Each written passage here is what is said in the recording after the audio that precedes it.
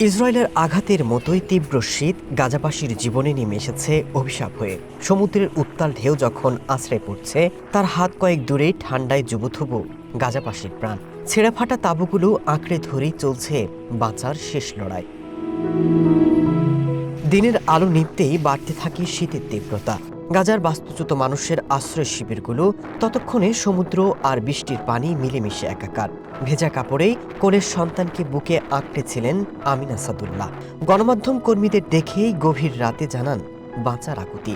সন্তানের গায়ে তখনও ছেঁড়া তাঁবু চুইয়ে ঝরছিল বৃষ্টির ফোঁটা। কষ্টের তীব্রতা ভুলে বরফ পানিকেও হার মানিয়ে ততক্ষণে গভীর ঘুমে শিশু দুটি। বলুন, রাত এখন কয়টা বাজে? ঘুম নেই চোখে। দমকা বাতাস আমাদের কোথা থেকে কোথায় নিয়ে যাচ্ছে। আমার সন্তানগুলো শীতের কষ্টে কাঁদতে কাঁদতেই ঘুমিয়ে পড়ে। এতদিন ইসরায়েলের বোমার আঘাতে ধ্বংসস্তূপে পরিণত হয়েছে গাজার বাড়িঘর। এবার প্রকৃতিও যেন সহায় হচ্ছে না গাজাবাসীর জীবনে। বৃষ্টি আর বন্যায় ভবন ধসে প্রাণ হারাচ্ছেন অনেকে।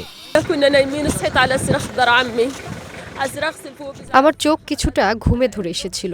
হঠাৎ শব্দ শুনে ঘর থেকে বের হয়ে দেখি সব শেষ। পরিবারটিতে অনেক শিশু ছিল, সবাই মারা গেছে।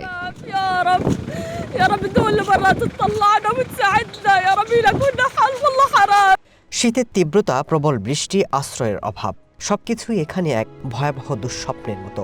ক্ষতিগ্রস্ত পরিবারগুলো তাদের পুরনো তাঁবুতে শুয়ে শুয়ে বাঁচার আশা খুঁজছেন। গাজায় 15 লাখের বেশি মানুষ এখন বাস্তুচ্যুত।